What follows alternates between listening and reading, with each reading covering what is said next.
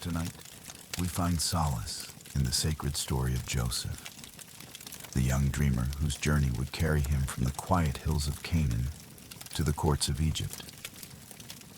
His tale is one of betrayal and hope, sorrow and redemption. Yet through it all, it whispers of God's steadfast love. Picture the stars above a silent desert night, their lights scattered across the endless sky. Imagine the cool air brushing over a family gathered in their tents, unaware of how one son's future would ripple through generations. Joseph's path, though filled with trials, would ultimately reveal the gentle truth that God never abandons those he loves. So, before you get truly comfortable, please take a moment to like the video and subscribe. But only if you genuinely appreciate what I do here.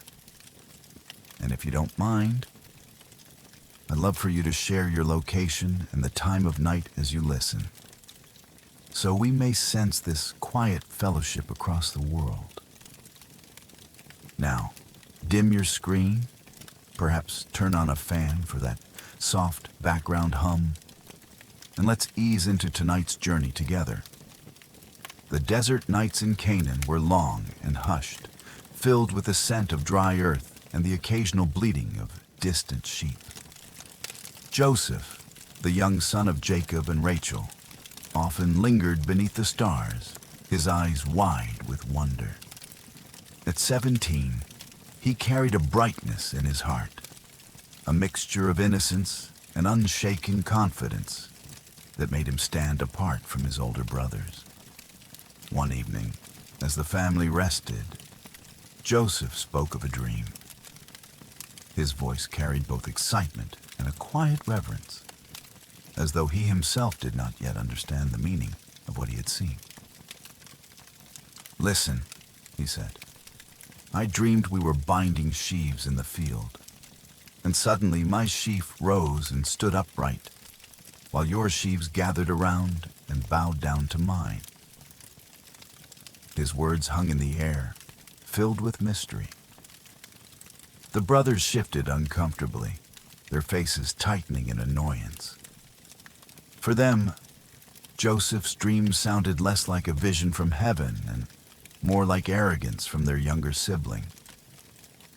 But Joseph's eyes shone with a wonder that was difficult to dismiss. Later, he dreamed again. The sun, the moon, and 11 stars bowed down before him.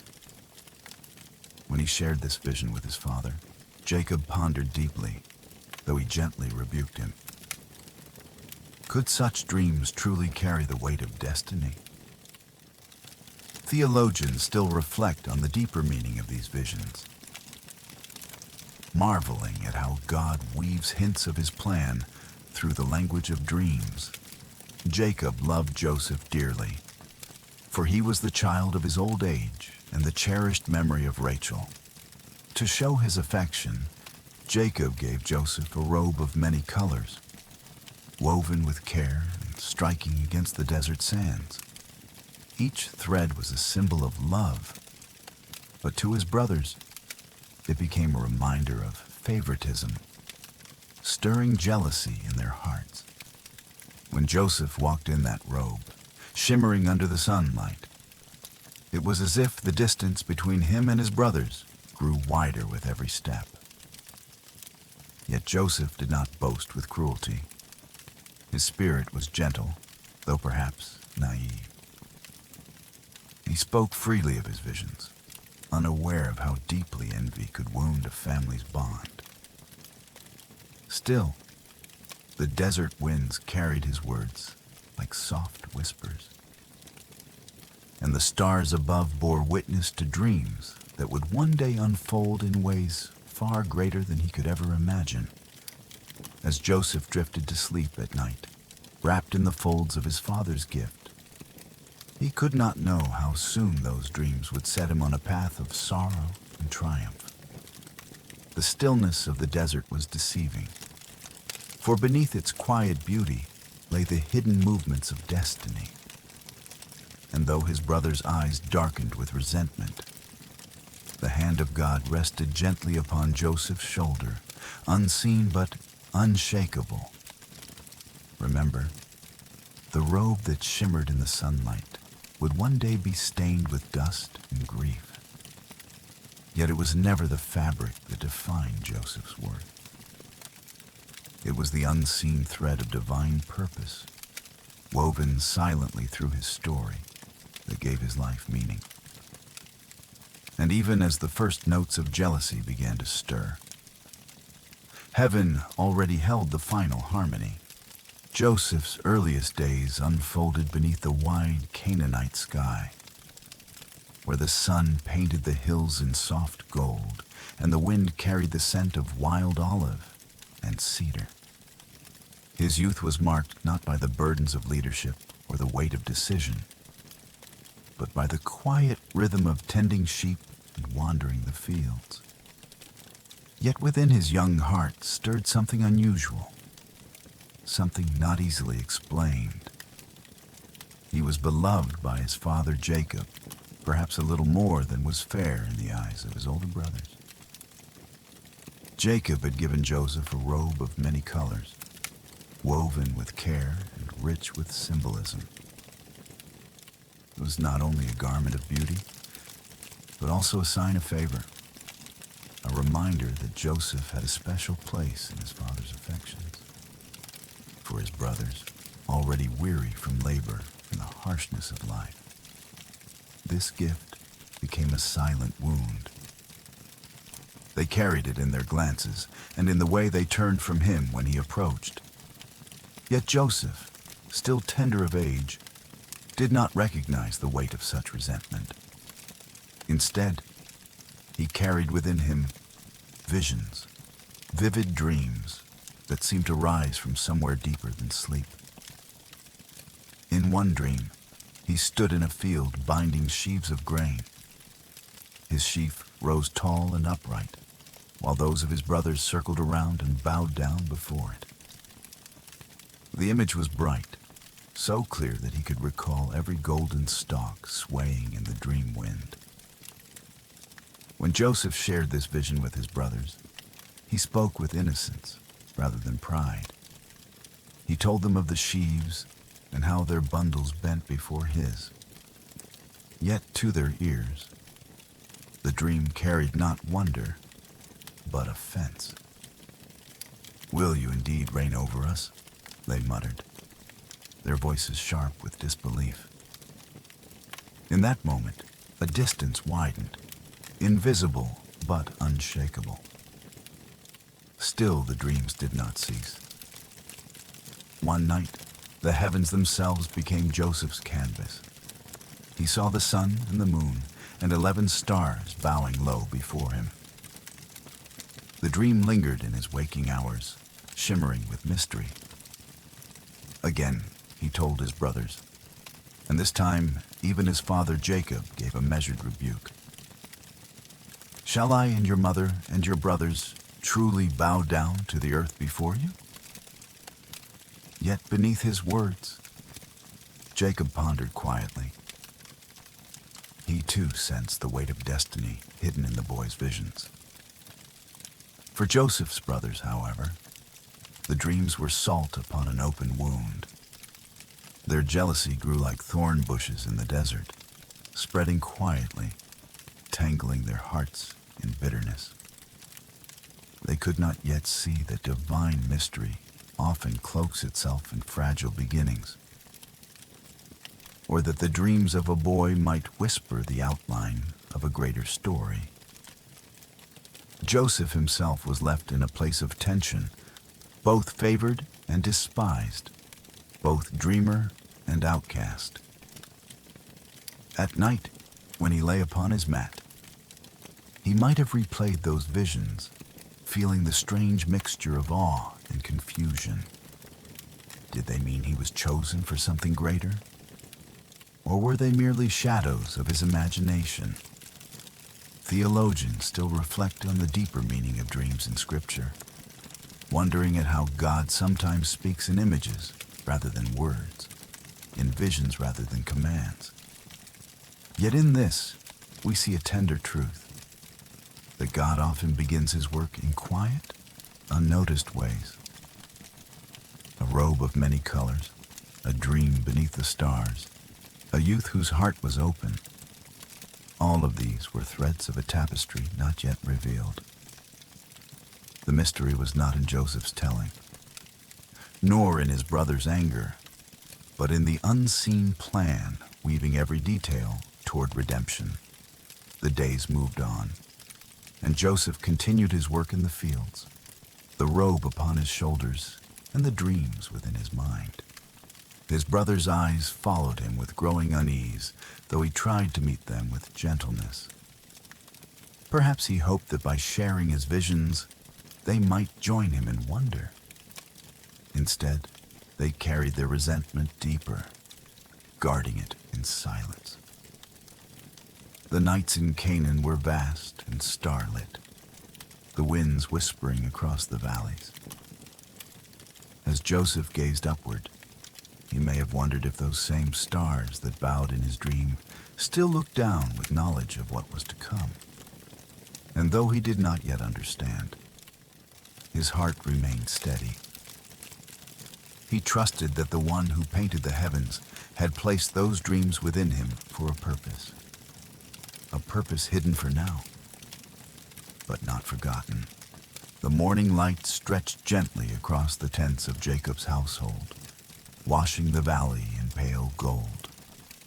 Life in Canaan moved to the rhythm of shepherds and fields, of sons leading flocks to distant pastures where the grass still grew thick. Yet on this day, a new task arose, one that seemed ordinary, yet carried the hidden weight of destiny. Jacob called Joseph to his side. The father's eyes, lined with the marks of age and trial, looked upon his beloved son with both tenderness and concern. "Your brothers are pasturing the flock near Shechem," he said softly. "Go now and see if it is well with them and with the sheep. Bring me word again." Joseph listened, the robe of many colors draped upon his shoulders, its fabric whispering in the breeze. He nodded, ready to obey. For him, the errand was no burden, but a chance to serve and to walk beneath the wide, cloudless sky. He could not know how each step would draw him closer to a turning point from which there would be no return. The road to Shechem stretched long across the land, winding between rocky outcrops and fields of grain. Along the way, the air carried the mingled scents of thyme and wild fig, reminders of God's good provision. Birds darted across the path, their songs filling the stillness. Joseph walked steadily, the sun warming his back, his thoughts perhaps lingering on the dreams that had stirred such unrest among his brothers. Did they resent him still? Could the visions of bowed sheaves and stars ever bring peace rather than division? When at last he reached Shechem, Joseph found no trace of his brothers or the flocks. Instead, a man encountered him wandering the fields. The stranger's presence seemed sudden, as if placed there by unseen design. "What are you seeking?" the man asked. "I seek my brothers," Joseph replied with earnestness. "Tell me, I pray you, where they feed their flocks." The man answered with knowledge that seemed both ordinary and providential. "They have departed from here. I heard them say, 'Let us go to Dothan.'" And so Joseph turned his steps once more, setting his face toward Dothan. He walked with trust, not knowing that each mile drew him nearer to betrayal. In the stillness of his heart, perhaps he whispered a prayer, asking for guidance, for safe passage, for harmony among brothers who had grown cold toward him. The journey to Dothan was quieter still, the hills rising gently on either side.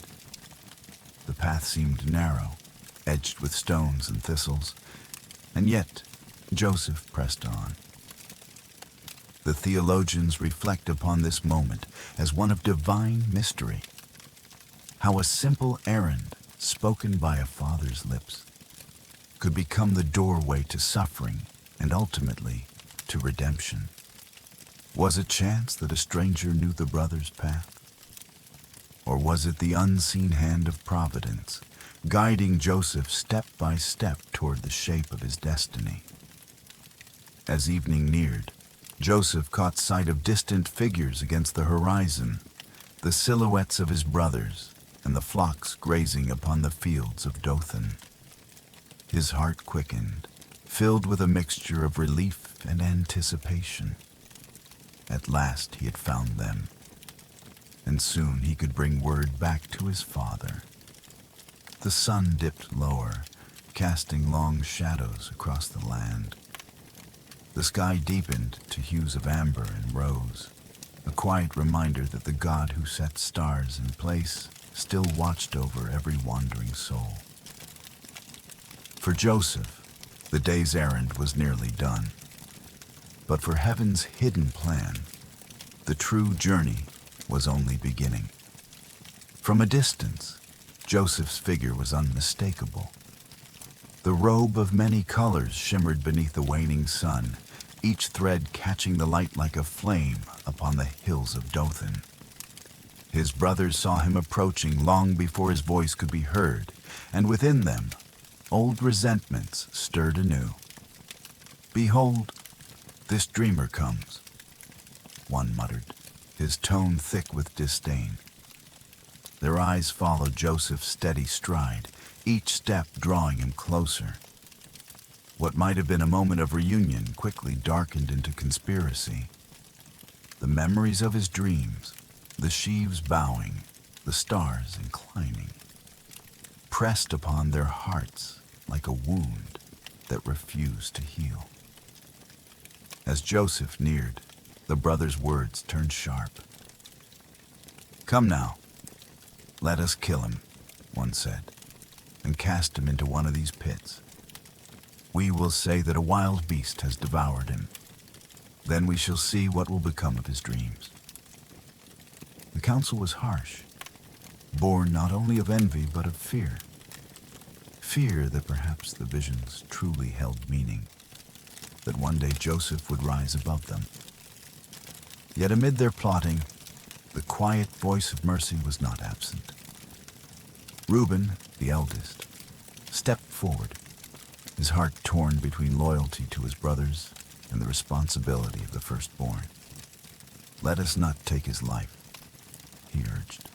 "Shed no blood.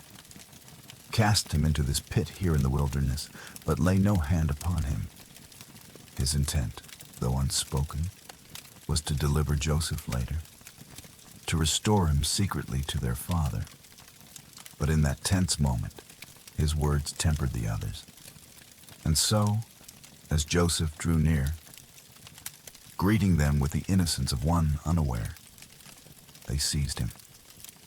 Rough hands pulled at the robe his father had given, stripping it away until the garment lay in their grasp, its colors now stained by betrayal. The pit yawned dark and empty, carved into the earth by time and rain. They cast him down, and the walls closed around him like a prison. From the bottom, Joseph looked upward, the circle of sky shrinking above him. His voice may have risen in confusion and pleading, but the brothers turned their faces away. And then, in one of Scripture's most striking images of human contradiction, they sat down to eat. Bread passed from hand to hand, the taste of grain upon their tongues, even as their younger brother lay imprisoned in the dust nearby. The theologians often pause upon this moment, reflecting on how human hearts can grow so divided, capable of cruelty and indifference, yet still bearing the image of God. The mystery of such hardness is not easily explained, yet it forms part of the greater story of grace, For Joseph, the pit was both prison and altar, a place of fear, yet also of unspoken trust. Though alone, though betrayed, he was not abandoned by the one who sees even the sparrow fall. Perhaps, in the silence, he recalled the dreams that had so troubled his brother. Did they still hold meaning? Or were they now only fragments of hope broken upon the stones? Above him, the brothers debated. The robe of many colors lay discarded, its beauty marred by dust. They had taken from Joseph the sign of favor, but not the unseen promise stitched into the fabric of his life. What they meant for harm, Providence would one day bend toward redemption, though none of them could yet perceive it. As the shadows lengthened across the fields of Dothan, the pit became a silent witness to betrayal, and the evening air carried the weight of choices that could not be undone.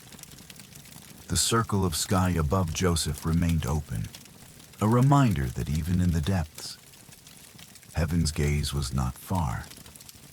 Evening settled upon the hills of Dothan, and the brothers lingered near the pit, their thoughts restless and unresolved. Joseph's cries had quieted, replaced by the stillness of one waiting in darkness. Yet above the pit, plans shifted once more. For greed often speaks louder than anger. A caravan approached from the distance, its line of camels swaying beneath the weight of spices, balm, and myrrh. The traders were Ishmaelites, journeying from Gilead down toward Egypt. The air carried the scent of resin and dust, the faint jingle of harness bells mingling with the steady tread of hooves. To the brothers, the sight was more than coincidence. It was opportunity. Judah, ever pragmatic, spoke with a calculated voice. "What profit is it if we slay our brother and conceal his blood? Come, let us sell him to the Ishmaelites, and let not our hand be upon him, for he is our brother, our own flesh." The words found a measure of agreement among the others. To them, it seemed a solution. No blood on their hands, no life taken, and yet the troublesome dreamer removed from their midst. The mystery of human compromise unfolds here. Not mercy, not justice, but a bargain cloaked in self-deception.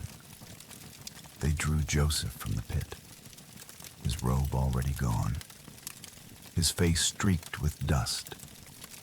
Hope may have flickered in his eyes as he looked upon his brothers, perhaps thinking they had relented. But soon he saw the caravan waiting, the camels laden with goods, and the silver coins glinting in rough palms. For 20 pieces of silver, they bartered their brother's life. The transaction was swift, the clink of coin cold against their calloused hands. Joseph was delivered into the keeping of strangers, his wrists bound, his steps forced toward a horizon he had never imagined. From the pit to the open road, his world shifted. Behind him lay the fields of Canaan, the tent of his father Jacob, the laughter of younger days. Before him stretched the long trail southward, toward a land of stone and river, of pyramids rising like mountains against the desert sky. Reuben, returning too late, tore his garments in grief. He had hoped to restore Joseph to his father, but now the boy was gone. The robe of many colors, stained and torn, became a cruel substitute. The brothers dipped it in the blood of a goat, preparing their deception for Jacob. To him they would say, "This we have found. See now whether it is your son's robe or not." And the father's heart would break, believing his beloved Joseph devoured by wild beasts. But Joseph still lived. though torn from the embrace of home. The caravan pressed onward, the desert winds rising, carrying the scent of myrrh and the lowing of camel. In his heart, confusion mingled with sorrow, yet the dreams remained. Could it be that those visions were not false, even now when betrayal had reduced him to a servant's price? Theologians still reflect on the mystery of such providence, how suffering and hope can walk side by side, how the path to redemption often begins in loss. The night deepened. Stars lit the desert canopy, vast and uncountable. Joseph lifted his eyes to them, remembering the dream of sun and moon and stars bowing low. In that silent moment, perhaps he whispered to the heavens, clinging to faith that the God who had shown him such visions still watched, even in this exile. The camels trudged southward, and with each step, Joseph moved closer to Egypt, closer to trials he could not yet fathom, and closer still to the unfolding of a plan greater than his sorrow. Far away from the dust of the caravan road, the tents of Jacob stood quiet in the fading light. The father, aged and weathered, awaited the return of his sons. Perhaps he wondered at their delay. Perhaps his heart, as fathers often do, stirred with unspoken concern. When at last they came, their faces bore an air of solemnity rehearsed.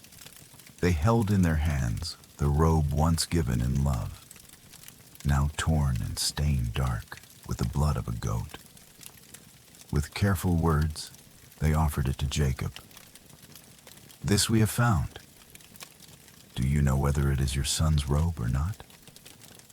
The old man's eyes, dimmed by years yet sharp with memory, fell upon the garment. Every thread, every stripe of color, he knew well. His heart faltered, for what his eyes beheld his soul could scarcely endure. He grasped the robe and trembled, his voice breaking into cries that pierced the camp. "It is my son's robe. A wild beast has devoured him. Joseph is without doubt torn to pieces." The grief was overwhelming, raw as the desert wind. Jacob tore his garments, wrapped himself in sackcloth, and fell to the earth in mourning. His cries echoed through the tents, a lament that seemed to pull the very heavens into sorrow. All his sons and all his daughters rose up to comfort him, yet their words fell upon ears deafened by grief. For Jacob refused to be consoled, saying, "No, I shall go down into Sheol to my son, mourning." And thus he wept, day after day, a father undone by the loss of his beloved child. In the silence of night, his tears wet the earth. Memories haunted him. Joseph's laughter, his youthful questions, the brightness in his eyes. The robe, once a symbol of favor, now lay heavy in his hands, transformed into a token of death. How cruel the deception, how bitter the fruit of jealousy. The household bore the weight of Jacob's sorrow. Servants moved quietly, daughters wept in secret, and the brothers, though outwardly solemn, carried within them the gnawing burden of their deed. Their silence became a prison, their father's cries a daily judgment. What they had hidden from Jacob, they could not hide from themselves. Yet above this valley of grief, the narrative's thread stretched farther. For even as Jacob mourned a son thought dead, Joseph yet lived. While one heart was pierced by sorrow in Canaan, another was carried bound toward Egypt. The paradox stands: one father crushed by despair, one son preserved for destiny. In this moment, however, we linger with Jacob. His grief is real, his mourning unrelenting. Theology calls us to wrestle with the mystery of a God who allows such sorrow, yet who weaves redemption through the very fabric of loss. For Jacob could not yet see what history would reveal, that beyond his mourning, a greater plan was unfolding, one that would save not only his household, but nations. The chapter closes on a scene of lament. A father bowed low, clutching a robe stained with blood, not his son's, and refusing comfort. The night deepens around him, and his cries rise to heaven, unanswered. Or so it seemed. But heaven was listening. The desert road wound its long path southward, carrying with it a solitary figure bound among traitors. Joseph, stripped of freedom and family, gazed upon horizons unfamiliar, his heart torn between fear and faith. The land of Canaan faded behind him, while the spires of Egypt drew nearer with each passing day. To the Ishmaelite caravan, he was but merchandise, a young slave of fine appearance, destined for the markets of the Nile. Yet within Joseph burned the quiet remembrance of his dreams, visions of sheaves and stars, promises not yet extinguished by betrayal or chains. Though the brothers had cast him away, though his father believed him dead, Joseph carried within him a covenant unseen. The caravan descended into the fertile valley where the Nile spread its life-giving waters. Bustling cities rose upon its banks, adorned with monuments and guarded by soldiers.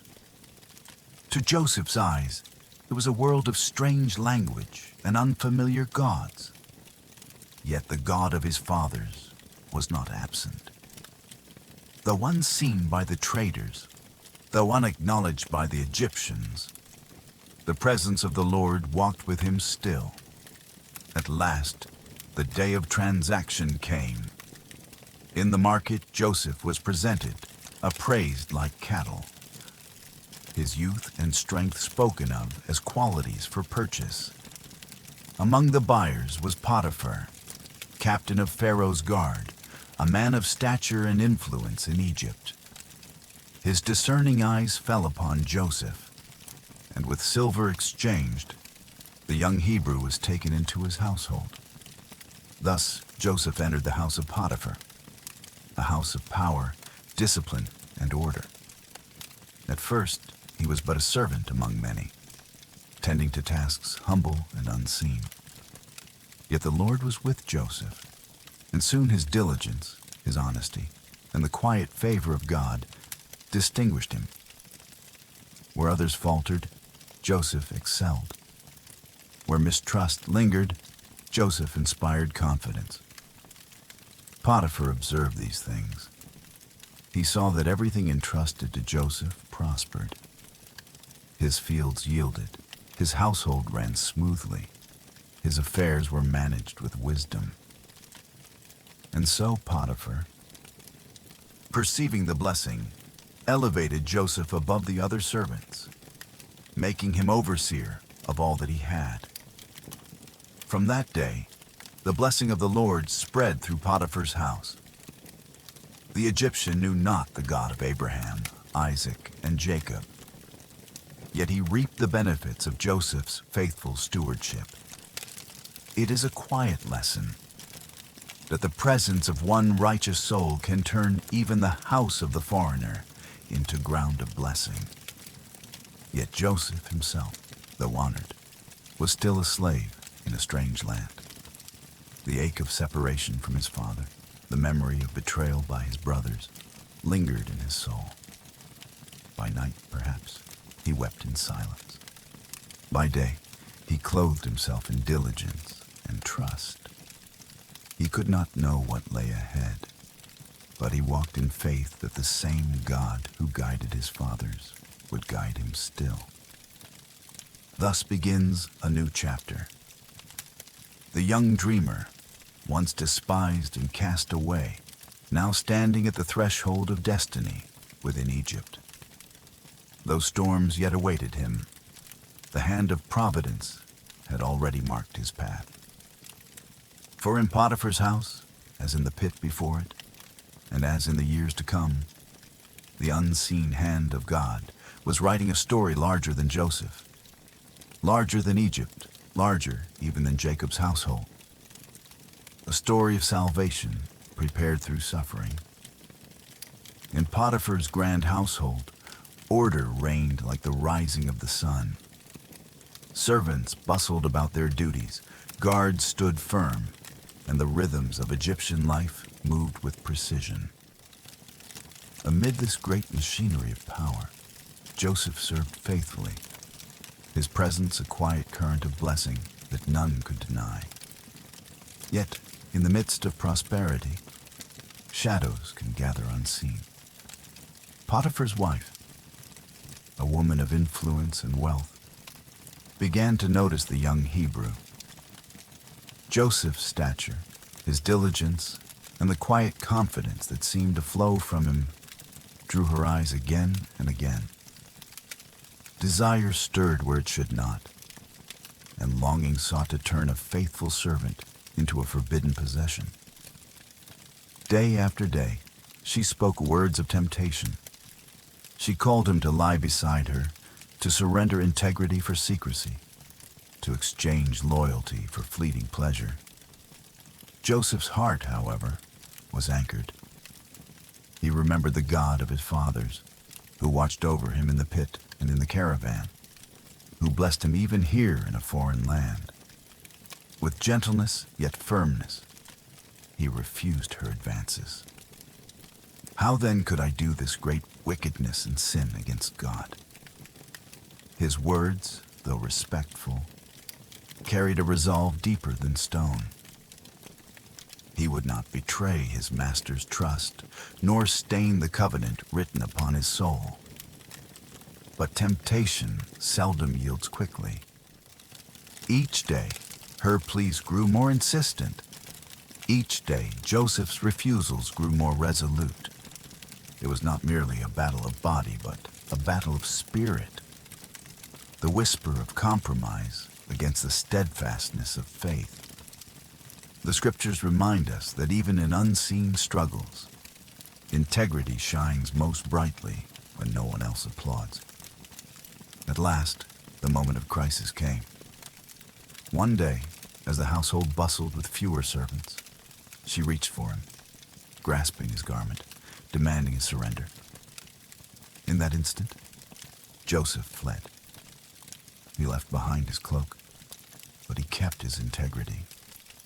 He chose shame in the eyes of men over sin in the eyes of God. Yet his faithfulness bore bitter fruit. Spurned and humiliated, Potiphar's wife cried out with accusation. She turned the garment into false evidence, weaving a tale of betrayal and insult. When Potiphar returned, anger blazed, and Joseph, though innocent, was cast into the dark prison below. Here lies a deep mystery of faith. Why should righteousness be answered with chains? Why should innocence lead to disgrace? Theologians still reflect on the meaning of such moments, for they remind us that God's plans are not bound to human justice.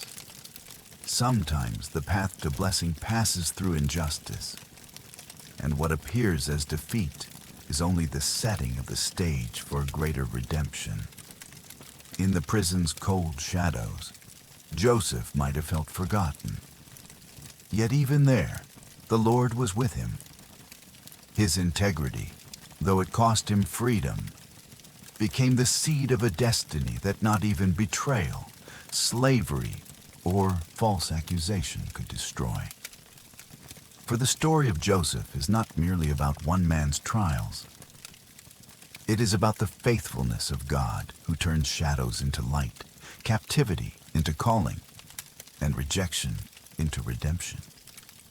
The prison lay beneath stone and shadow, a place where the forgotten languished and the condemned counted their days in silence. For Joseph, The clanging of iron doors marked yet another descent.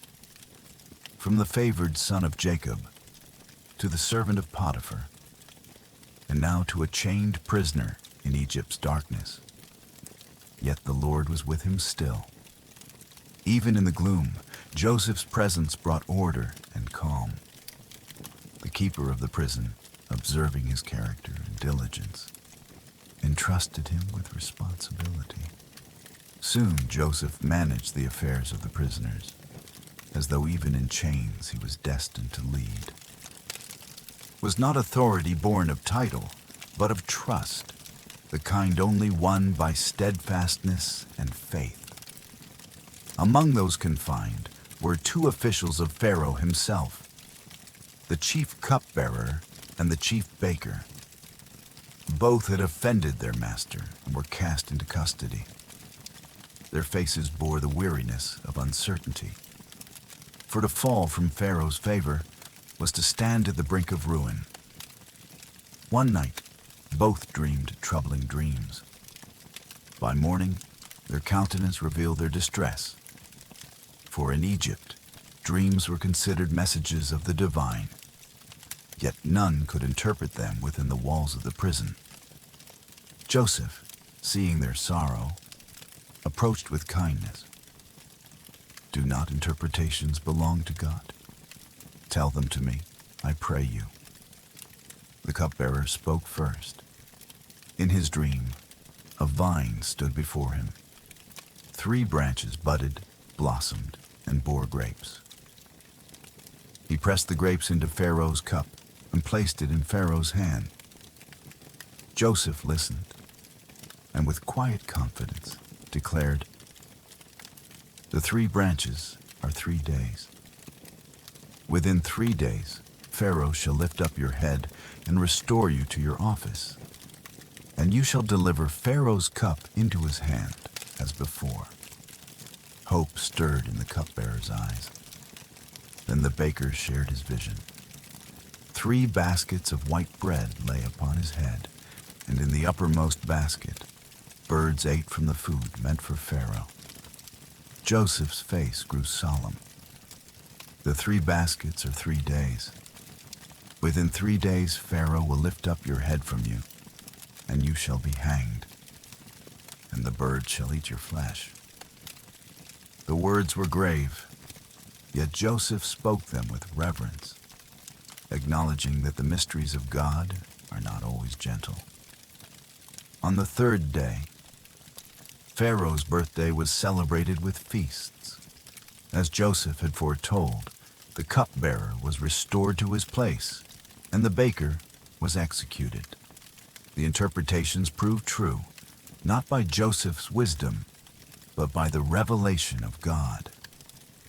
Before the cupbearer left, Joseph spoke softly, almost as a plea. Remember me when it is well with you, and show kindness, I pray you. Mention me to Pharaoh and bring me out of this house, for I was stolen from my land, and here I have done nothing to deserve these bonds. Yet when freedom returned, the cupbearer forgot. Days stretched into months, and Joseph remained in the prison, waiting in silence. This too is one of the mysteries of faith, that even when men forget, God remembers. What seemed like neglect was but the slow turning of divine providence. For in the silence of delay, the stage was being prepared for a moment when Joseph's voice would rise not merely in a prison, but before Pharaoh himself. And though his name was forgotten by men, his faith was not forgotten by God. 2 full years passed in the prison silence. The cupbearer had returned to his station, yet Joseph's name had faded from his lips. Still, Joseph waited, not in bitterness, but in quiet trust. For though men may delay, the purposes of God do not slumber. Then one night Pharaoh himself dreamed a dream that shook him. Upon the banks of the Nile, 7 cows, sleek and fat, rose from the river and grazed in the meadow. After them came 7 cows, gaunt and thin, their bones visible, their hunger unending. The thin cows devoured the fat ones, yet remained as gaunt as before. Pharaoh awoke, troubled, but sleep returned, and again he dreamed. This time, 7 ears of grain, full and good, grew upon a single stalk. Then 7 thin ears, blasted by the east wind, sprang up after them. The thin ears swallowed the full ones, and Pharaoh awoke, his spirit deeply disturbed. By dawn, the court buzzed with whispers. Pharaoh summoned magicians, wise men, and interpreters of Egypt. Yet none could explain the meaning. The dreams remained a mystery, a riddle too deep for their wisdom. It was then that the cupbearer remembered. The weight of guilt pressed upon him, and he spoke. I remember my faults this day. When Pharaoh was angry with his servants, both I and the chief baker were imprisoned. There we dreamed dreams, and a young Hebrew interpreted them. What he said came to pass exactly. Pharaoh wasted no time. He ordered Joseph to be brought from the dungeon. Quickly, Joseph was shaved, given fresh garments, and brought before the throne of Egypt. The grandeur of Pharaoh's court stretched before him. Pillars carved with hieroglyphs, guards clad in gold, incense rising in the air. Yet Joseph stood humbly, a servant of God, not awed by human splendor. Pharaoh spoke, his voice carrying the weight of command. I have dreamed a dream, and there is none who can interpret it. But I hear you can. Joseph replied with words of reverence. It is not in me. God shall give Pharaoh an answer of peace. Pharaoh told him the dreams, and Joseph listened carefully. When Pharaoh's voice ceased, Joseph, guided by divine wisdom, explained, the dreams are one. God has shown Pharaoh what he is about to do. 7 years of great abundance shall fill the land of Egypt. After them shall come 7 years of famine so severe that the abundance will be forgotten. The doubling of the dream means the thing is fixed by God, and he will shortly bring it to pass. Joseph then, with boldness born of wisdom, gave counsel. Let Pharaoh appoint a discerning man and set him over the land. Let him gather food during the years of plenty, storing grain in cities, so that there will be provision during the famine. Thus the land may not perish. Pharaoh and his court marveled. None had spoken with such clarity. None had offered counsel so practical. And Pharaoh declared, can we find such a man as this, in whom is the Spirit of God? He turned to Joseph. Since God has shown you all this, there is none so discerning and wise as you. You shall be over my house, and according to your word shall all my people be ruled. Only in the throne will I be greater than you. Thus, in a single day, Joseph was lifted from dungeon to palace, from chains to authority. Pharaoh arrayed him in fine linen, placed a signet ring upon his hand and a gold chain upon his neck. A chariot was given, and heralds cried before him, bow the knee.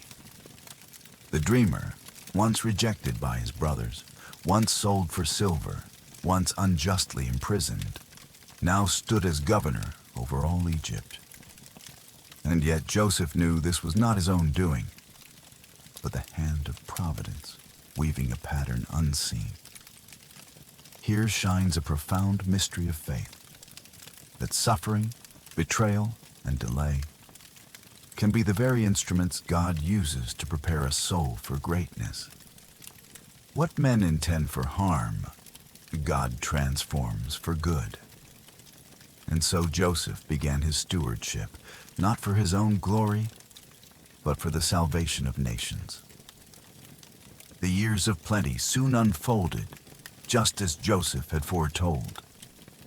From the Nile's fertile waters to the farthest reaches of Egypt's fields, the land yielded in abundance beyond measure. Grain sprouted tall and golden, ears heavy with blessing. Year after year, the harvests seemed endless, as though heaven itself poured out its bounty. Joseph, with Pharaoh's authority, oversaw the gathering. Across every province, granaries were built, vast storehouses rising like temples to foresight and discipline. From each field, a portion was collected, a fifth part of the harvest, set aside for the years yet to come. So abundant was the produce that the record keepers ceased counting, for the measure became like the sands of the sea, beyond calculation. Villagers watched in wonder as cart after cart of grain rolled into the cities.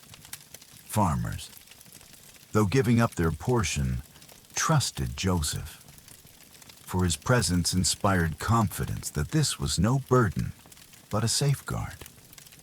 Children, seeing the heaped storehouses, would whisper that Egypt's barns touched the sky. Merchants carried tales of Joseph's wisdom to distant lands, and his name spread as one blessed by the gods, though Joseph himself knew it was the blessing of the one true God. Unseen by Egypt, yet sovereign over all. Amid these years of plenty, Joseph's own life also ripened with blessing. Pharaoh gave him Asenath, daughter of a priest of On, as his wife. And to Joseph were born 2 sons, whose names carried the weight of his journey. The first he called Manasseh, saying, "God has made me forget all my toil and all my father's house." The second he called Ephraim, saying, "God has made me fruitful in the land of my affliction." Even in Egypt, far from his family, Joseph acknowledged the hand of the Lord shaping his story. The abundance continued, and Joseph's careful hand ensured none was wasted. He moved with foresight, not pride, for he knew the years of plenty were but a prelude to the testing yet to come. Each sack of grain laid in storage was like a promise, a pledge that when hunger arrived, there would still be provision. The Egyptians celebrated the years as if they would never end, feasting in confidence, secure in prosperity. But Joseph's eyes looked beyond the present harvests, seeing the shadow of famine already looming on the horizon. It is one of the mysteries of wisdom, to live fully in the blessings of today, yet prepare faithfully for the trials of tomorrow. And so, under Joseph's stewardship, Egypt became a nation ready for the storm. When the Nile's song was rich and the barns overflowed, Joseph's heart whispered gratitude, not to Pharaoh, not to fortune, but to the God who had lifted him from the pit, sustained him in prison, and now entrusted him with the welfare of multitudes. For in every kernel stored, in every granary filled, lay not just food for Egypt, but salvation for nations, yet unaware of the famine to come. When the 7th year of plenty passed, the change came quietly at first. The Nile's waters receded lower than before, the fields grew thin, and the farmers gazed with unease at skies withholding their rain. Then, with each season, the truth became undeniable. The abundance was gone. The earth grew barren, the stalks withered, and the grain that once bent heavy in the wind now crumbled in the sun. The years of famine had begun, just as God had revealed through Joseph. In every land beyond Egypt's borders, hunger spread swiftly. Villages starved, families rationed scraps, and caravans wandered the deserts, in vain search of food. The abundance of memory only made the hunger sharper, for the contrast between full barns and empty fields weighed heavily upon every heart. But in Egypt, hope remained. When the people cried to Pharaoh, their pleas rising like smoke, Pharaoh answered with a simple command: "Go to Joseph. What he says to you, do." And so Egypt turned to the one once imprisoned, now exalted, who had stored life itself within the city storehouses. Joseph opened the granary, and the people came by thousands. From the crowded streets of Memphis to the distant villages along the Nile, carts lined the roads. Parents carried children thin from hunger, and laborers arrived with whatever silver they had saved. The storehouses opened, and grain flowed out, not in wasteful abundance, but in measured portions that preserved life and maintained order. The wisdom of God shone brightly in those days. Egypt, once as vulnerable as its neighbors, became a refuge for the starving. Pharaoh's trust in Joseph proved salvation not only for his people, but for countless others. For soon, as the famine worsened, travelers from far-off lands began to appear, Canaanites, Syrians, and desert dwellers, all seeking the bread of Egypt. And Joseph, watching the endless lines, must have remembered his dreams of long ago. The sheaves bowing down, the stars inclining. Though the fulfillment was not yet complete, hints of God's mysterious plan shimmered before him. The young dreamer, once cast aside as a slave, now held in his hands the power to feed nations. Yet Joseph did not see this as personal triumph. Rather, it was stewardship, the role of a servant entrusted with the lives of multitudes. Each transaction, each portion weighed, was a testimony to God's foresight. The famine did not take him by surprise. It became the canvas upon which his providence painted mercy. But even as Joseph carried out his duty with wisdom, his heart must have stirred with a question left unanswered. What of his father Jacob? What of his brothers who had betrayed him? Were they hungry now in the hills of Canaan, their flocks weakened, their children longing for bread? The famine's reach was long, and soon its shadow would fall upon Jacob's household.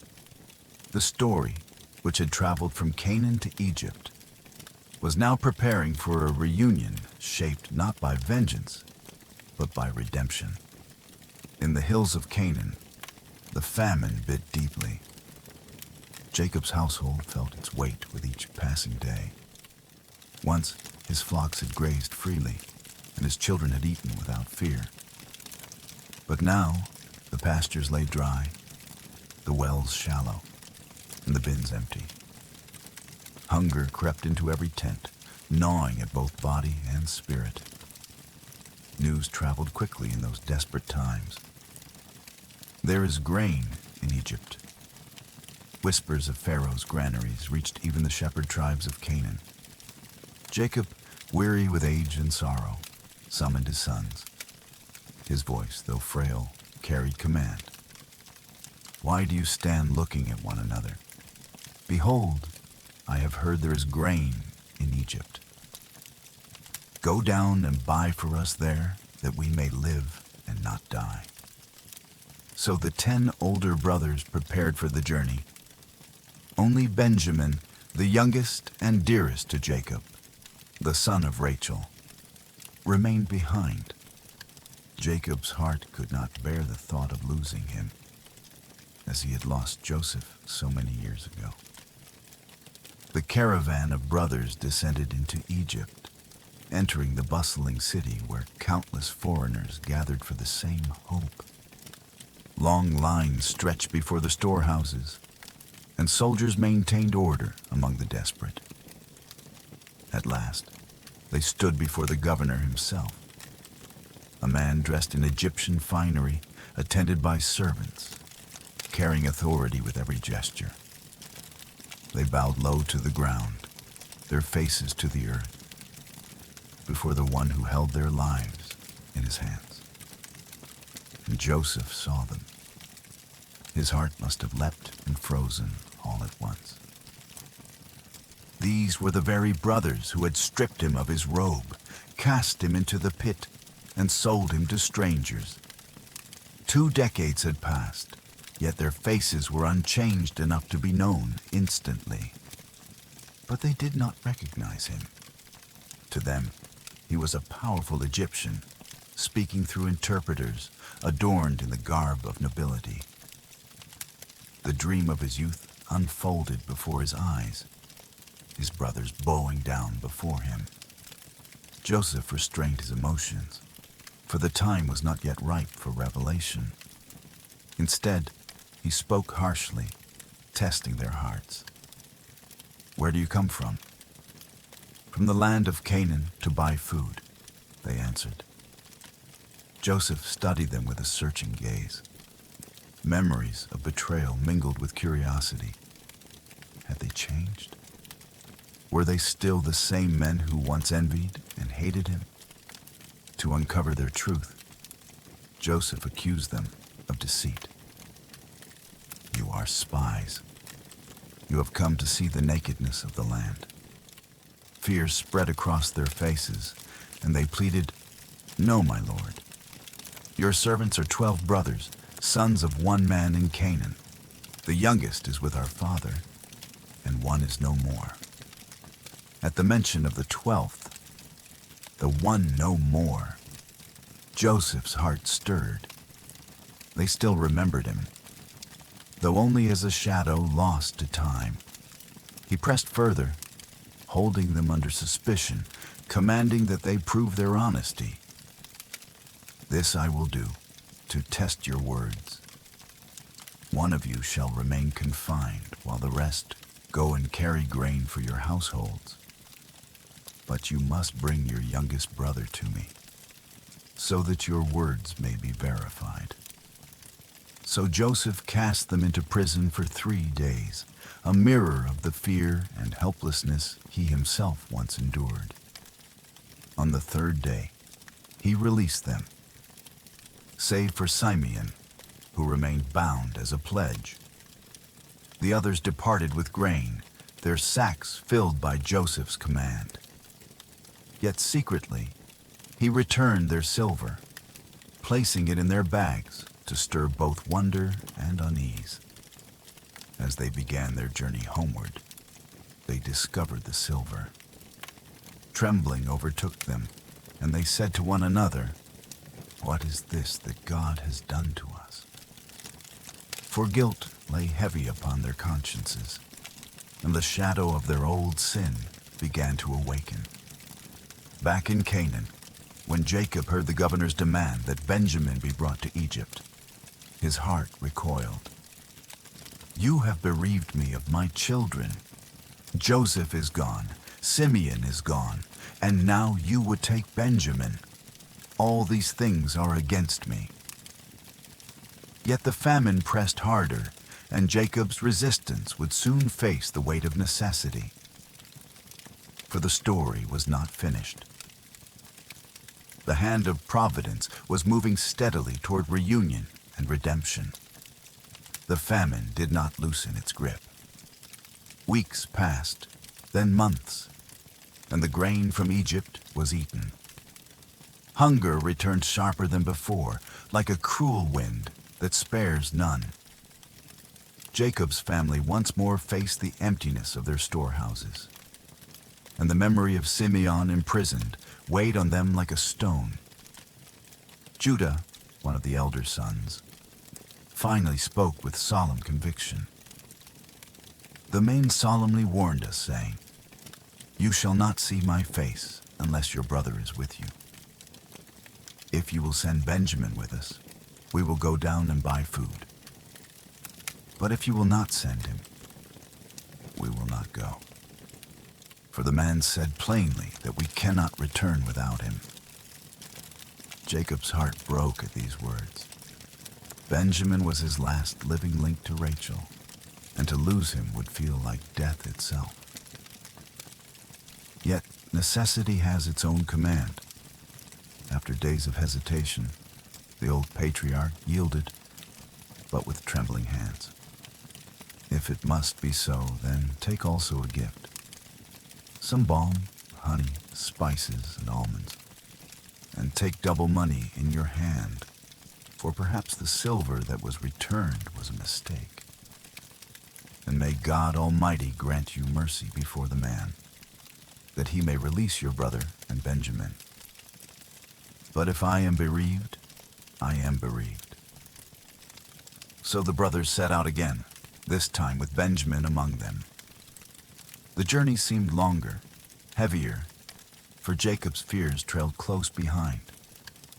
When they arrived in Egypt, Joseph saw Benjamin with them, and his heart surged. He had longed for this moment, to behold his full brother, the child of his mother Rachel. Yet again he restrained his emotions. To his servants he commanded quietly, "Bring the men to my house. Slaughter an animal and prepare it, for they shall dine with me at noon." The brothers, however, were afraid when they were brought into Joseph's house. Whispering among themselves, they said, "It is because of the money returned in our sacks the first time. He will seize us, make us servants, and take our donkeys." To calm their fear, they approached the steward at the door and explained about the silver. But the steward replied with words that must have puzzled them deeply. "Peace be with you. Do not be afraid. Your God and the God of your father has given you treasure in your sacks. I received your money." Then Simeon was brought out to them, and relief flowed like water after drought. At noon, they were ushered into Joseph's presence. He greeted them kindly, asking of their welfare, and especially of their aged father. "Is your father well, the old man of whom you spoke? Is he still alive?" They bowed low and answered, "Your servant, our father, is in good health. He is still alive." Then Joseph's eyes turned to Benjamin, and his heart nearly broke with longing. "Is this your younger brother, of whom you spoke to me?" He said softly, "God be gracious to you, my son." But Joseph could no longer restrain the flood within. He hurried from the room to his private chamber, where he wept bitterly. Washing his face, he returned, composed, and gave the order. "Serve the meal." To their astonishment, they were seated in order of their birth, from the eldest to the youngest. They looked at one another in wonder, whispering among themselves, "How could this Egyptian know such things?" Then portions were served to them from Joseph's table. And Benjamin's portion was 5 times as much as any of the others. Yet instead of jealousy, there was a strange joy at the feast. Cups were raised, laughter returned, and for a brief moment, the shadow of famine and guilt lifted. But Joseph's test was not finished. The night would bring yet another trial, a final weaving of providence before truth was unveiled. Morning broke softly over Egypt. Golden light spilled across the land. But in Joseph's house, the dawn carried a secret plan. The brothers, unaware, prepared to depart, their donkeys loaded with grain, their hearts lightened by the feast and Simeon's freedom. Yet Joseph, steady in his resolve, called to his steward, "Fill the men's sacks with as much food as they can carry, and put each man's silver back in the mouth of his sack. But take my silver cup, the one from which I drink, and place it in the mouth of the youngest one's sack, together with his grain money." The steward bowed and did as Joseph commanded. The plan was laid, not to destroy, but to test, to uncover what kind of men his brothers had become. Would they abandon Rachel's youngest as they had once abandoned Joseph? Or had time and sorrow shaped their hearts differently? At first light, the brothers set out from the city. Their spirits were brighter than before, unaware of what followed them. They had traveled only a short distance when the pounding of hooves echoed behind them. Joseph's steward overtook them and shouted, "Why have you repaid evil for good? Is this not the cup from which my master drinks, and by which he practices divination? You have done evil in doing this." Startled, the brothers protested, "Far be it from your servants to do such a thing. Behold, the money we found in our sacks we brought back to you from the land of Canaan. How then could we steal silver or gold from your Lord's house? With whomever of your servants it is found, let him die, and we also will be my Lord's slaves." The steward answered with calm calculation, "Let it be as you say. He with whom it is found shall be my servant, but the rest of you shall be blameless." Then quickly each man lowered his sack to the ground and opened it. The steward searched, beginning with the eldest and ending with the youngest. And there it was, the silver cup in Benjamin's sack. The brothers tore their garments in anguish. This was no small misfortune. It was a crushing blow. Each loaded his donkey again, and together they returned to the city. When they entered Joseph's house, he was still there, waiting. They fell before him on the ground. Joseph said, his voice measured, "What deed is this that you have done? Did you not know that such a man as I can indeed practice divination?"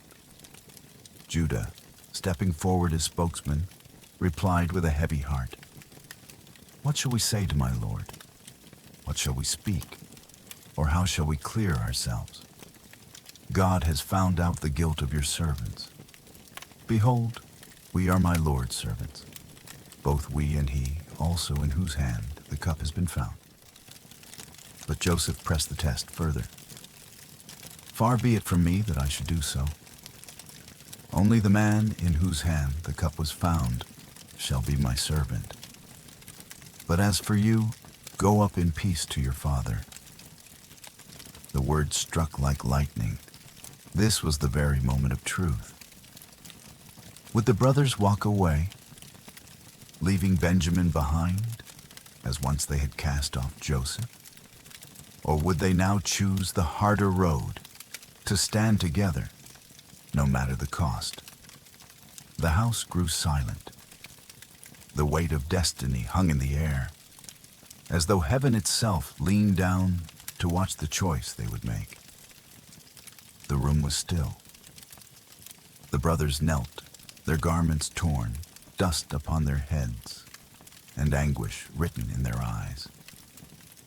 Benjamin stood silent, the youngest, trembling under the weight of accusation. Joseph, seated in authority, had spoken the words that cut deeply. Benjamin would remain a slave. The rest were free to go. It was Judah who rose. Not Reuben the eldest, nor Simeon, the once fierce, but Judah, the one whose very name carried the promise of kings. He stepped forward, his voice breaking the silence, steady yet heavy with sorrow. "O my Lord, let your servant speak a word in my Lord's ears, and let not your anger burn against your servant, for you are like Pharaoh himself. my Lord asked his servants, saying, "Have you a father or a brother?" And we said to my Lord, "We have a father, an old man, and a young child of his old age. His brother is dead, and he alone is left of his mother's children, and his father loves him." The memories cut sharp within Joseph. His brother dead, the very man now standing before them. His father still grieving, his love for Benjamin fierce as ever. Judah continued, his words a tapestry of grief and loyalty. "You said to your servants, 'Bring him down to me, that I may set my eyes on him.' But we said to my Lord, 'The boy cannot leave his father, for if he should leave, his father would die.' And you said, 'Unless your youngest brother comes down with you, you shall not see my face again.'" Judah's voice trembled, but he pressed on. "When we went back to your servant my father, we told him the words of my Lord. Our father said, 'Go again, buy us a little food.' But we said, 'We cannot go down. If our youngest brother goes with us, then we will go down. For we cannot see the man's face unless our youngest brother is with us.'" The room seemed to fade. Joseph listened, his heart tightening with each phrase. Judah's plea was not mere defense. It was confession, repentance, and love woven together. Judah then spoke of Jacob's despair. "Your servant my father said to us, 'You know that my wife bore me 2 sons. One is gone, and I said, surely he has been torn to pieces, and I have never seen him since. If you take this one also from me, and harm befalls him, you will bring down my gray hairs in sorrow to Sheol." The weight of those words struck Joseph's soul. His father's grief, still raw, echoed through Judah's mouth. Judah's voice softened now, urgent yet humble. "Now therefore, when I come to your servant my father, and the boy is not with us, his life is bound up in the boy's life. As soon as he sees that the boy is not with us, he will die. And your servants will bring down the gray hairs of your servant our father with sorrow to Sheol. For your servant became surety for the boy to my father, saying, 'If I do not bring him back, then I shall bear the blame before my father all my life.'" Then came the climax.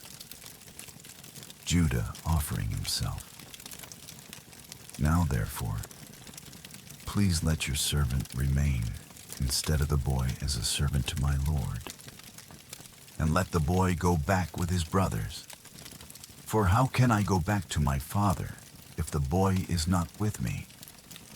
I fear to see the evil that would find my father."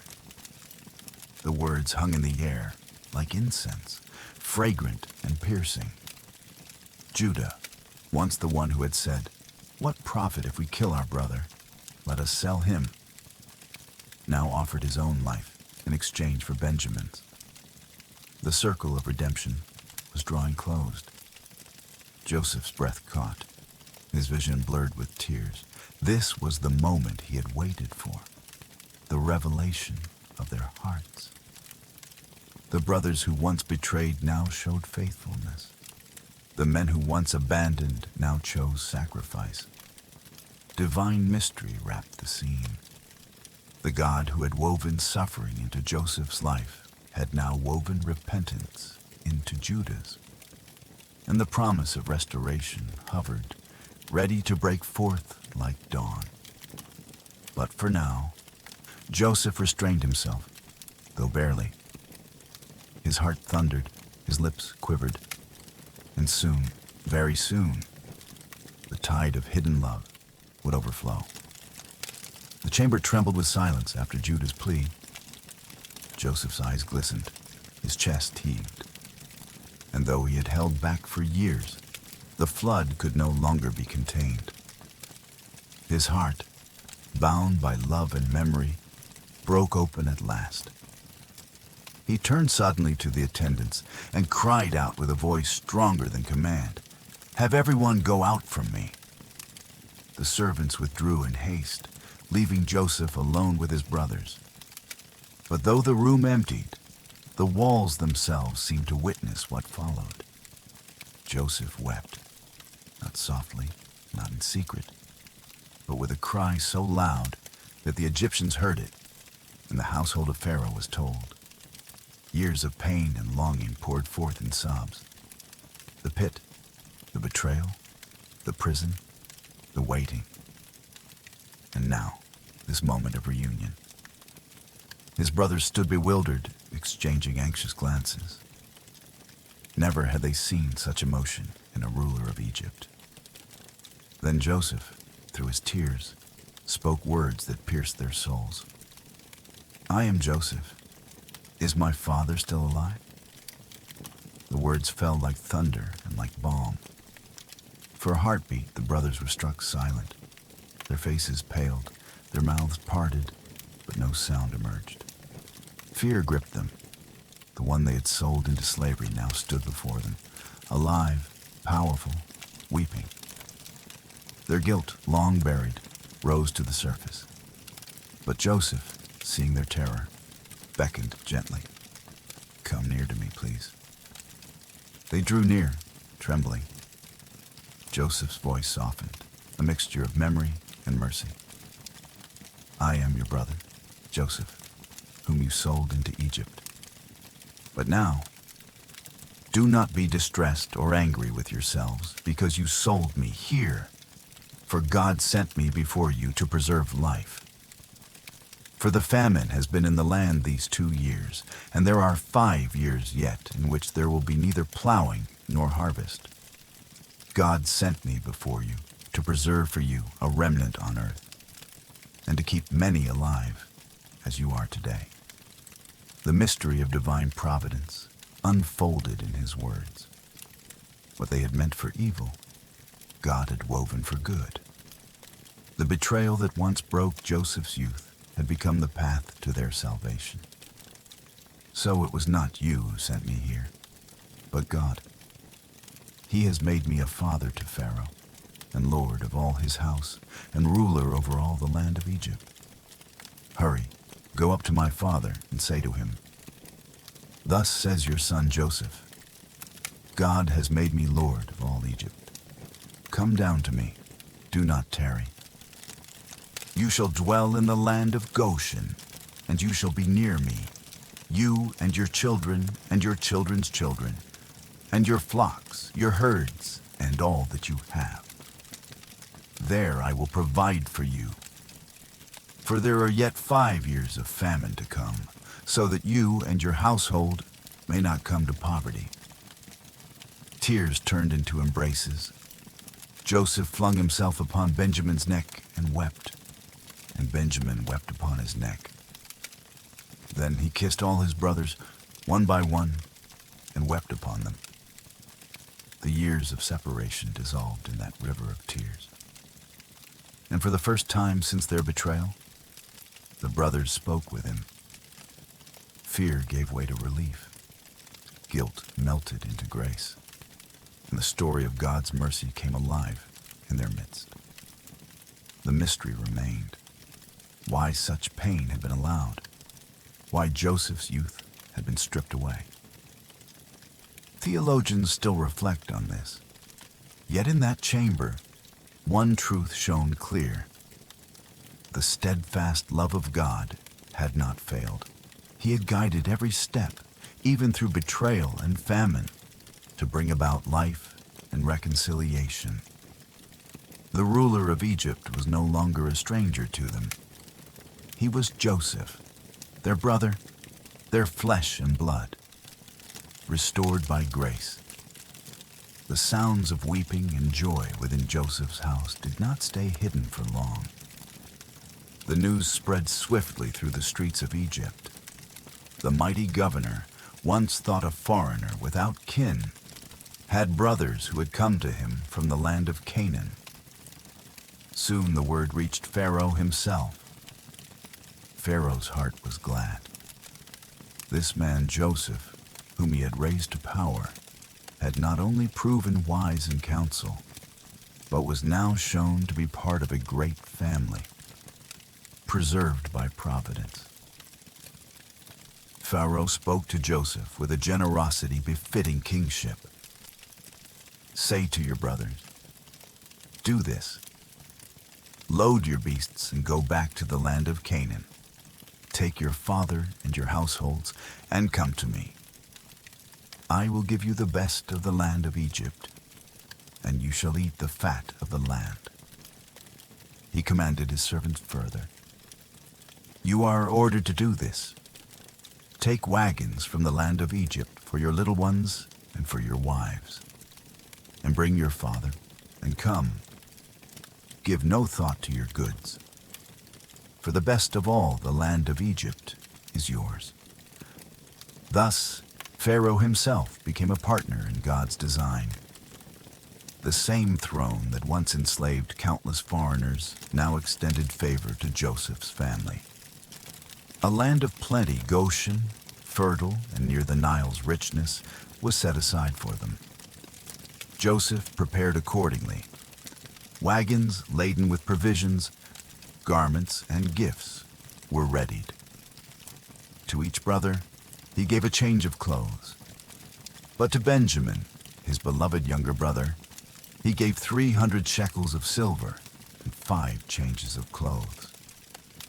And to his father Jacob, Joseph sent 10 donkeys loaded with the best goods of Egypt, and 10 female donkeys loaded with grain, bread, and provisions for the journey. When the brothers departed, Joseph spoke gently, almost with a smile that revealed both memory and wisdom. "Do not quarrel on the way." He knew well their old rivalries, their quick tempers. But now was a time not for division, but for unity, as they carried back news that would change their father's life forever. And so the brothers returned to Canaan, wagons creaking under the weight of abundance, hearts still trembling from the revelation.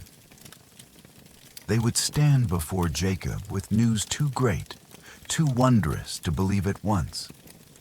Joseph is still alive, and he is ruler over all the land of Egypt. The famine continued to spread across the earth, yet God was opening a door of provision. Egypt, the place of Joseph's suffering, would now become the refuge of Jacob's house. A divine irony glimmered through it all. The pit had led to the palace, the chains had led to freedom, and the land of exile had become the land of salvation. Theologians still reflect on this, how the very ground of sorrow can be transformed into the soil of blessing. And so the stage was set. Soon, the aged Jacob would see his son again. The son he thought lost forever was now the instrument of their survival. The brothers returned at last to the tents of Canaan. The land was weary with famine. Fields lay cracked, herds thinned with hunger, and the air carried a heaviness of despair. Yet they came bearing wagons, creaking with abundance, and their voices trembled with tidings too marvelous to hold. Jacob, aged and worn, sat in the dim light of his dwelling. His eyes, clouded with years and sorrow, lifted as his sons approached. They bowed low before him, and then, with hesitant urgency, they spoke. "Joseph is still alive, and he is ruler over all the land of Egypt." The words struck like lightning, impossible and overwhelming. Jacob's heart, long scarred by grief, could scarcely take them in. The son he had mourned is dead, the boy torn from him by cruel fate, alive. His spirit staggered. Scripture tells us plainly, Jacob's heart became numb, for he did not believe them. He had lived too long under the shadow of loss to trust easily in joy. He looked at their faces, searching for deceit or mistake. Could this be another cruel turn? Another disappointment? But then they told him all the words of Joseph, everything he had said to them. They spoke of the feast, of the silver cup, of the tears, of the invitation from Pharaoh himself. And when Jacob lifted his weary gaze and saw the wagons that Joseph had sent, filled with grain, garments, and the wealth of Egypt, his spirit revived. Hope, long buried, stirred once more in his chest. The numbness melted, the grief loosened its grip, and life returned to his old frame. Scripture says, the spirit of their father Jacob revived. He whispered then, words filled with both awe and resolve. It is enough.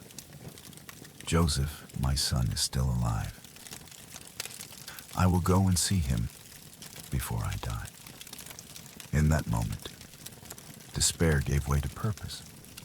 The man who had said, all these things are against me, now lifted his eyes to a future he thought forever lost. The wagons became more than transport. They were symbols of God's providence, tangible proof that sorrow does not write the final chapter.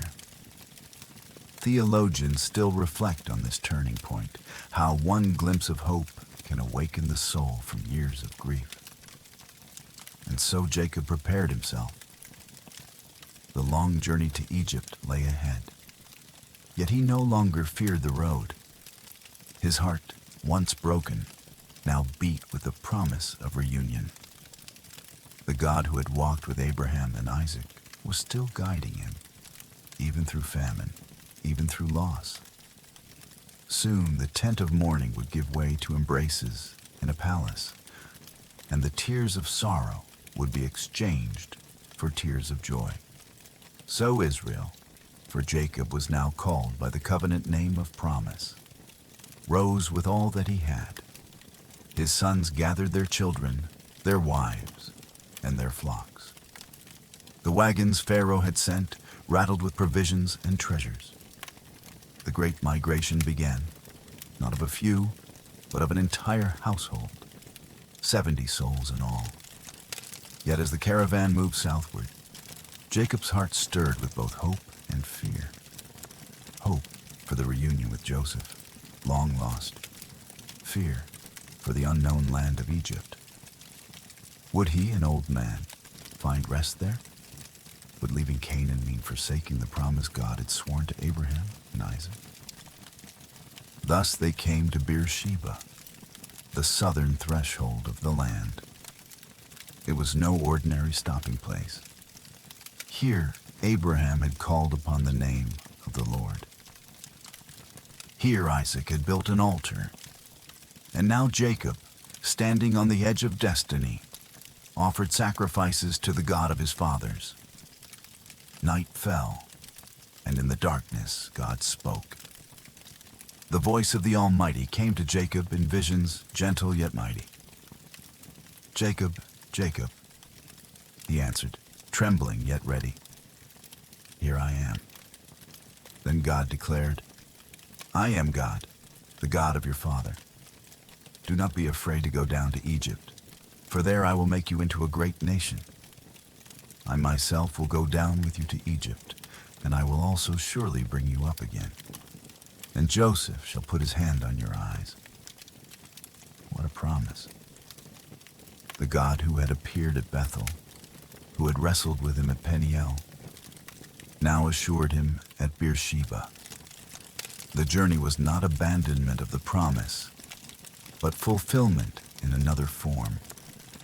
Egypt would not be exile, but a womb in which Israel would grow from a family into a people. Jacob's fears dissolved before the word of the Lord. He had not misstepped. He was still under the covenant hand. His departure from Canaan was not a betrayal of the inheritance, for God himself pledged to bring them back in his appointed time. And Joseph, yes, Joseph, would be the one to close his father's eyes. That intimate detail showed God's tender care. Not only the destiny of a nation, but the personal longing of a father's heart was under divine concern. With this assurance, Jacob rose at dawn. The sacrifices still smoldered, a fragrance rising with his prayers. He joined his family, no longer hesitant, but strengthened. The great caravan resumed its journey. Beersheba lay behind. Egypt lay ahead. The promise of God went with them, steady as the stars that glittered above the desert road. Thus Israel set forth, not merely to meet Joseph, but to enter into a chapter of divine history where God would shape his people in the crucible of a foreign land.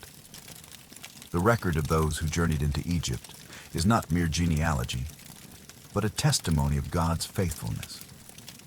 From the sons of Leah, of Rachel, of Zilpah, and of Bilhah, each name was counted, each soul remembered. 70 in all, a family yet small by the measure of nations, but chosen by the Eternal One to be the seed of promise. To the world, they were but a band of travelers, dusty from the road, their possessions piled upon wagons. But in the eyes of heaven, they were the foundation stones of a people through whom blessing would flow to every corner of the earth. The names spoke of stories already written and stories yet to come. Reuben, Simeon, Levi, Judah, from whom kings would rise. Issachar and Zebulun, Benjamin the youngest, Naphtali, Gad, and Asher. And Joseph, though already in Egypt, was still counted, for he was son of Jacob, though raised to glory in Pharaoh's land. At last the caravan reached the land of Goshen. Messengers sped ahead, carrying word to Joseph. Your father approaches. Israel is near. Joseph prepared his chariot. He could wait no longer. With urgency born of years of separation, he drove forth. Dust rose behind him as he pressed the horses onward. The moment seemed endless, though the distance was short. And then, there he was, an aged man, leaning upon his staff, surrounded by sons and grandchildren. The father who had once clothed him in a robe of many colors. The father who had thought him dead and had mourned him as lost. Joseph leapt from his chariot. He ran forward, and before any word was spoken, he fell upon his father's neck. He wept, not a moment's tears, but a flood stored up through decades of silence and longing. Jacob held him, trembling, tears mingling with his sons. For a long while, neither spoke. Time itself seemed to pause. All the wounds of the past, the betrayal, the years of slavery, the cold prison, the famine, all were swallowed up in this embrace of reunion. At last Jacob found his voice. With eyes dim from age, yet bright with joy, he said, Now let me die, since I have seen your face, that you are still alive. But Joseph would not let such words linger. This was not the end, but the fulfillment of God's promise. He guided his father and brothers, saying, I will go to Pharaoh and speak for you. You shall dwell in Goshen, a land rich for your flocks. There you will be near to me, and I will provide for you. The famine has yet 5 years, but you shall not lack. Thus the family entered not as strangers, but under the favor of Egypt's ruler, who delighted in Joseph and honored his kin. Yet the truest honor came not from Pharaoh, but from the providence of God, who had woven loss and sorrow into a tapestry of salvation. Jacob looked around at the sons who had betrayed Joseph, at the son who had been betrayed, and at the God who had brought them back together. His heart, though aged, was full. He knew the covenant was still alive. The night fell softly upon Goshen. Stars glimmered above, as if heaven itself rejoiced at the embrace of father and son restored. And Israel dwelt in peace, sheltered in a foreign land, carried not by Pharaoh's kindness alone, but by the promise of the Almighty. Joseph, ever faithful to his duty both as son and as servant of Pharaoh, prepared the way for his family to stand before the throne of Egypt. He counseled his brothers, "When Pharaoh asks your occupation, tell him that you are keepers of livestock, as your fathers were before you. For shepherds are held apart in Egypt, and thus you shall be given Goshen, apart yet rich in pasture." So it was.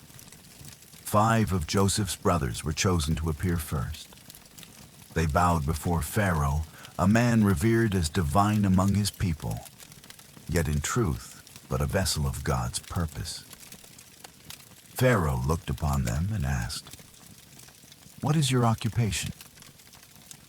With humility they answered, "Your servants are shepherds, both we and our fathers.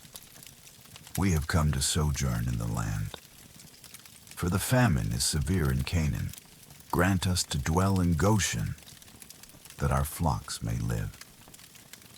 Pharaoh, pleased with Joseph and moved by their request, replied, "The land of Egypt is before you. Settle your father and brothers in the best of the land. In Goshen they shall dwell. And if among them are able men, set them as chief herdsmen over my livestock." Thus the word was sealed. What had been hope became reality. Israel would have a place of refuge. Then Joseph brought his father Jacob into the throne room. The air itself grew reverent. This was not merely an audience of subject and king, but a meeting of 2 men whose lives had been shaped by power beyond themselves. Jacob, aged and leaning upon his staff, stood before Pharaoh, yet he did not cower. Instead, he lifted his hand and blessed Pharaoh. The mightiest ruler of the age received the blessing of a weary shepherd. For the greater blessing belongs always to the covenant of God, not the throne of man. Pharaoh, curious, asked Jacob, "How many are the years of your life?" Jacob answered with honesty and humility, "The days of my years of sojourning are 130. Few and difficult have been the years of my life, nor have they attained the years of my fathers. But the Lord has been with me." Such words carried the weight of a lifetime: exile and return, sorrow and hope, loss and restoration. Even Pharaoh, surrounded by gold and splendor, heard in those words a truth that transcended kingdoms. Life is a pilgrimage, and only God grants its meaning. Jacob blessed Pharaoh once more, then departed. The hall was left with a silence, as though Egypt itself acknowledged a presence greater than kings. From that day, Joseph settled his father and his brothers in Egypt.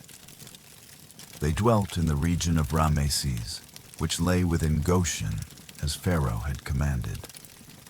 Joseph provided them bread, land, and security in the midst of famine. And there, in the cradle of a foreign empire, Israel began to grow. They planted their tents, led their flocks, and raised their children. The people of promise, once small and scattered, now rested in a land not their own, waiting for the mystery of God's plan to unfold in future generations. The famine still held sway over the earth. Crops withered and hunger stalked the nations. Yet in Goshen there was provision, and behind it all, unseen but unfailing, the hand of God, sheltered his chosen. The famine deepened, spreading its grip through every village and city. 7 years of plenty had given way to 7 of hunger, and now the people of Egypt and lands beyond felt its full weight. Yet Joseph, the faithful steward, had prepared the storehouses. Grain stood ready, the harvests of earlier years preserved by wisdom granted from God. At first, the people came with silver. They filled the courts of Pharaoh with coins, eager to exchange their wealth for life itself. Joseph received their payment and gave them grain in return. Yet as months passed, the silver of Egypt was spent, and hunger remained. The people came again, saying, "We have no more silver, but we have livestock. Take our horses, our flocks, our herds, our donkeys. Only feed us, that we may live." Joseph agreed, sustaining them through the famine, and thus Pharaoh's wealth increased. Still the years pressed on.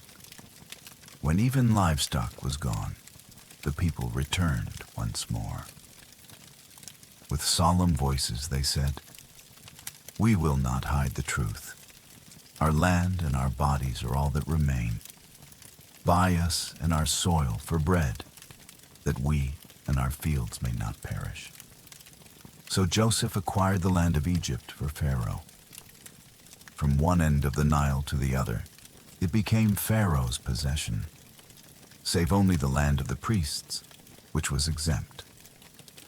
The people became Pharaoh's servants, yet Joseph's hand was merciful. He said to them, "Here is seed, sow the land. At harvest, give 1/5 to Pharaoh. 4 parts shall be yours, for seed, for food, for your children, and for your households." Grateful, the people replied, "You have saved our lives. May we find favor in your sight, for we will serve Pharaoh." And thus the system endured for generations. What might have been ruin became survival, though the people lived under Pharaoh's claim. Meanwhile, in Goshen, Israel prospered. They were fruitful, multiplying greatly, their flocks increasing, their tents filling the pasture lands. Joseph provided for his father, his brothers, and their households according to the number of their children. There, in a land not their own, the covenant family grew strong. They lived apart yet protected, nourished by Joseph's care and God's hidden design. For this was not the end of the story, but a pause in a greater symphony. The children of Israel would one day face trials yet unseen, bondage and deliverance, wandering and promise. But for now, they rested in peace. And Jacob, the weary pilgrim, dwelt in Egypt for 17 years. He watched his children's children play in the fields of Goshen. He saw Joseph's sons, Ephraim and Manasseh, grow into strong young men. His days drew near their close, but his heart found comfort. God had kept his word. Even in Egypt, far from the hills of Canaan, the covenant was alive. For the promise was not bound to soil or throne, but to the faithfulness of the eternal. This remains one of the great mysteries of faith, that even exile can be the ground of blessing, and that God's purposes move silently through famine, fortune, and foreign lands until the appointed time. Thus ended this chapter of Joseph's stewardship, a story of wisdom, mercy, and provision in days of want. And thus began the quiet season of Israel's growth, hidden in the shelter of Goshen. And now, dear listener, let the story soften into silence. The famine is past, the barns are filled, and the tents of Israel glow with the quiet of oil lamps under the Egyptian night. Imagine the fields of Goshen, green once more, where sheep graze gently and the river flows steady as ever. See Joseph walking at dusk, the weight of nations upon his shoulders, yet his eyes lifted toward heaven, knowing that all he had done was under God's guiding hand. Hear Jacob's voice, frail yet steady, blessing his children as the stars rise above. Their camp settles into calm, a people preserved, a covenant alive, a promise waiting in the wings of time. So too may your heart rest. For though your days may carry burdens, though famine or fear may trouble you, the Eternal One still provides. Just as he sustained Joseph and his family, he sustains you even in ways unseen. Breathe gently now. Let your thoughts drift like reeds along the Nile, swaying in the evening wind. Each breath is a gift, each moment a step in your own pilgrimage of faith. As the night deepens, release your worries and know that you are under the same faithful care that guided Joseph through pit, palace, and prison into the dawn of provision. Close your eyes and let the hush of this story carry you into rest. The God of Joseph, of Jacob, of all generations, watches over you still. Sleep in peace.